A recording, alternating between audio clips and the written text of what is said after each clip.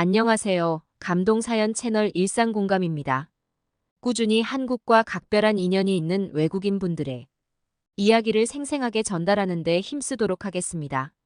지금부터 오늘의 사연자분 모셔볼게요. 사연자님 안녕하세요. 안녕하세요.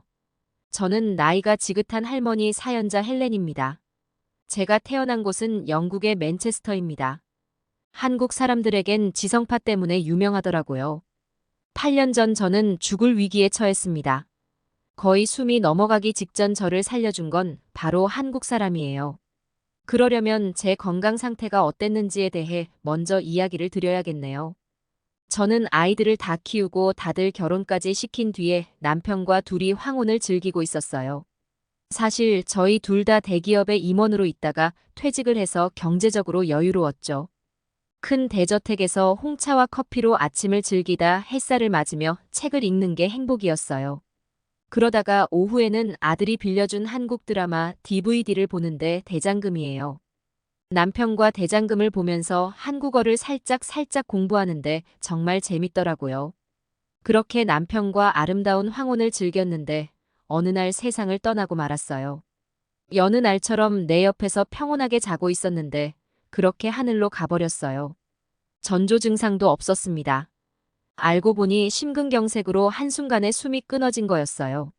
저는 그것도 모르고 옆에서 퍼질러 자고 있었는데 너무 죄책감이 심했습니다. 그 이후로 저는 삶에 대한 의지를 잃었습니다.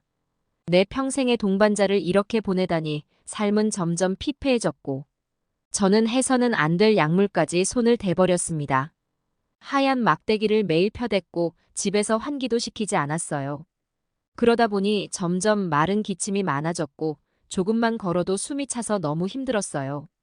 가슴이 묵직하면서 답답한 것이 너무 불편했고 집안일을 조금만 해도 너무 피곤했어요.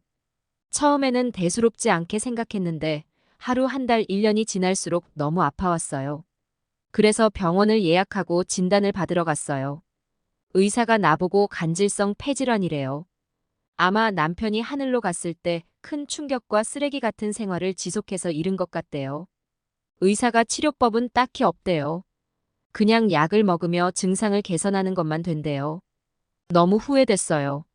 남편이 갔다고 이렇게 막무가내로 살았더니 이런 업보로 돌아오네 생각을 했는데 이제 살 날도 얼마 남지 않은 것 같고 약물 치료만 하며 여생을 보내기엔 너무 아까웠어요. 그래서 결심했어요. 남편과 내가 제일 좋아하던 대장금의 나라 한국으로 여행 가기로.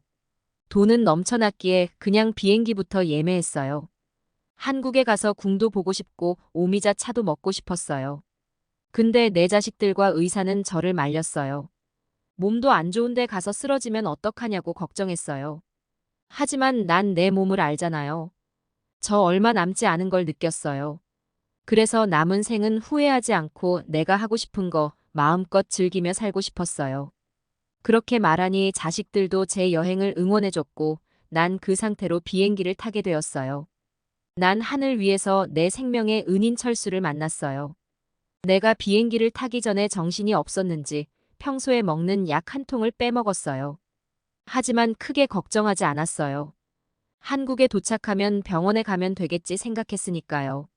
그런데 위기는 예상치 못하는 순간에 오는 거잖아요.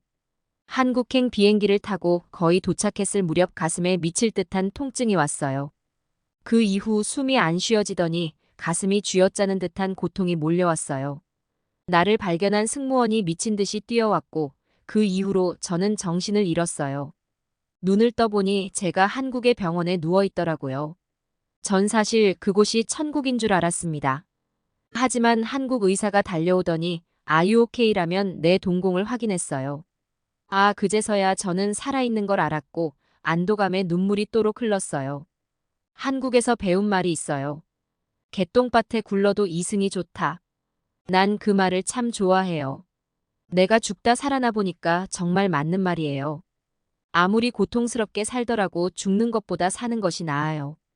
여러분 그렇게 눈을 뜨고 제가 어떻게 살게 되었는지 물어보니 대답을 해주시더라고요. 저를 처음으로 발견한 승무원의 말로는 제가 입에 거품을 물고 쓰러졌대요. 지금 기내에 응급 환자가 발생했습니다. 혹시 승객 여러분 중에 의사나 간호사가 계시면 승무원에게 알려주시기 바랍니다. 라며 닥터콜 긴급 방송을 했는데 어떤 한국 남자가 나타났대요. 자신이 서울대학병원 의사라고 밝히며 저의 상태를 확인했대요. 제가 혹시 몰라 비행기를 타기 전에 간질성 폐질환 환자인 걸 승무원에게 얘기를 했거든요. 그걸 알고 있던 승무원이 그 한국 의사에게 이 말을 전했대요. 그 한국 의사는 제가 간질을 앓았다는 병력을 확인하고 잠시 생각을 하더니 이렇게 말했대요. 지금 당장 이쑤시개와 숟가락 그리고 수건을 저에게 가져다 주세요. 그 승무원은 도대체 이쑤시개와 숟가락으로 죽어가는 환자를 어떻게 살리는지 의문을 가졌대요. 한국 의사는 숟가락을 수건으로 감싸더니 제 혀를 눌러 기도를 확보시켰고 이어 이쑤시개로 저의 머리 지압점을 자극하면서 골든타임 안에 의식을 되찾게 도왔답니다. 다행히 쓰러졌던 저는 의식을 잠시 회복했고 30분쯤 지나 인천국제공항에 도착했대요. 이후 병원으로 이송되었고 저는 그렇게 깨어나게 된 거죠. 저는 그 한국 의사를 수소문했습니다. 어떻게든 이 감사함을 표현하고 싶었어요. 이후 그를 잠시 보게 됐는데 김철수라고 했어요. 제가 너무 고맙다고 돈으로 다 표현하고 싶다고 하니 그는 거절했습니다. 자기는 의사가 해야 할 일을 한 것이라며 돈을 원하고 한 것이 아니라고 했어요. 그리고 당장 그날 밤 비행기를 타고 해외 의료봉사를 가야 한다며 감사함은 여기까지 받는데요. 정말 감동을 받아서 눈물이 나지 않을 수가 없었습니다. 진정한 의사를 한국이란 나라에서 만날 수 있었어요. 저는 그때 결심했어요. 내 주치의가 이 남자라면 좋겠다. 잠깐 했던 한국 여행도 너무 만족해서 저는 아예 한국으로 짐을 싸고 왔어요.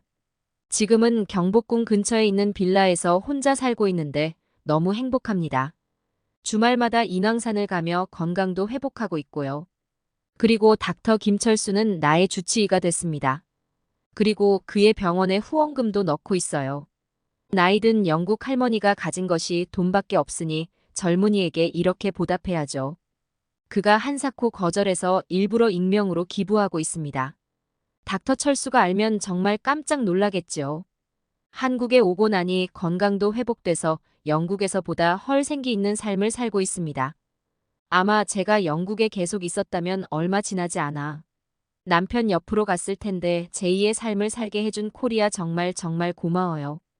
그리고 닥터 철수 같은 의사들이 많아지길 바라며 한국의 의대에 많은 후원을 하고 있어요. 제 유산의 일부 중 상당 부분이 대한민국의 의대에 돌아갈 거예요. 그럼 내 이야기 들어줘서 감사합니다. 여러분 건강하세요. 헬렌 할머니 지금은 건강하시다니 정말 다행이네요. 한국의 의료기술은 전 세계적으로 유명한데 이렇게 들으니 정말 뿌듯하네요. 앞으로 헬렌 할머니의 행복한 한국 생활을 응원합니다. 지금까지 감동사연 채널 일상공감이었습니다. 감사합니다.